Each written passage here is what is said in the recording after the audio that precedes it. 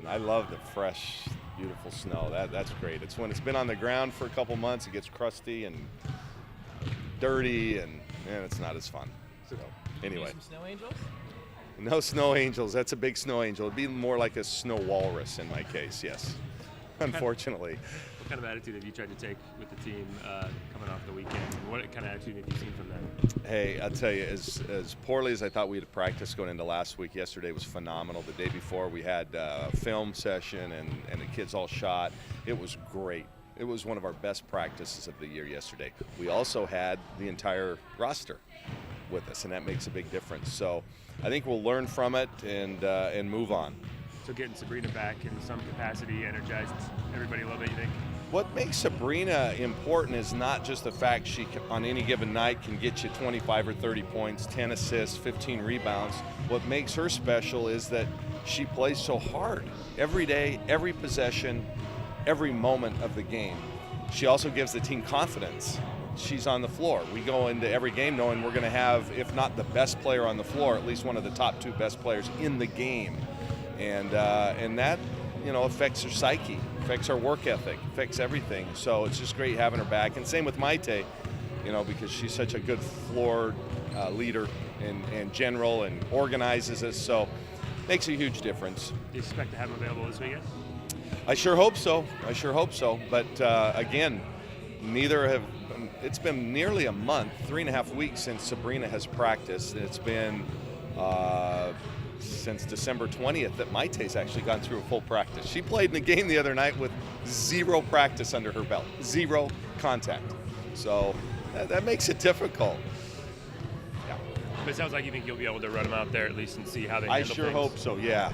We haven't committed to it because you never know with a break. It just, but we're hoping, yes, we're hoping, no doubt. What have you kind of sensed from the team this week in practice as you guys kind of try to shake off last week and go down there? Great attitudes so far. Everybody's been in early. Yesterday we had over half the team here an hour early practice, just getting shots up with position coaches and things like that. So that's always a good sign. And we've, I think, attitudinally really turned the corner. A young team, it's going to be up and down. I said that right from the start. We're going to look great in some games, and we have. And then some games we're just going to, and without your two floor generals, it's difficult to kind of keep them up. And so we had one of those nights the other night. Is this a vintage Stanford team, or how would you describe this year's Cardinal? Oh my gosh, yeah, it is a typical Stanford team. They're talented across the board. They play really hard. They just don't make mistakes. Stanford never beats themselves. You've got to go down and beat them. And so in that regard, yes, it's the same old Stanford. Until Sabrina and those guys get back on the flow, do you need to lean on defense to grind out of some wins here? Well, we do, and I would then say in a sarcastic way, what defense? We've struggled there, and I thought yesterday, for the first time in a long time, we really defended well. We really focused on it as a team. Individually, each player was kind of clued in. So yes, always, and especially on the road, defense, you gotta be able to rely on it. Is it on that end that Sabrina's tenacity can really set the tone? No doubt. She's probably not the world's greatest on-ball defender, but she anticipates well. She works hard. She makes things happen, and that's what we got to do. And we had 2 fast break points against Washington State. We're in the top 3% in the nation in transition offensive efficiency, and without making something happen defensively and without those floor leaders, we can't get out and go and get easy baskets. So so I think she'll really help on that end. This particular trip, Stanford and Cal, the Bay Area has been known as one of the toughest trips in the conference to make on the road. What can you say that would best describe how difficult it is to play those 2 teams in one weekend? Because they're both really good, number one, and they're different. They play a different style. So you prepare one way for one opponent, and then 2 days later you got to kind of change how you play, for someone else, because their makeups is just different, their style.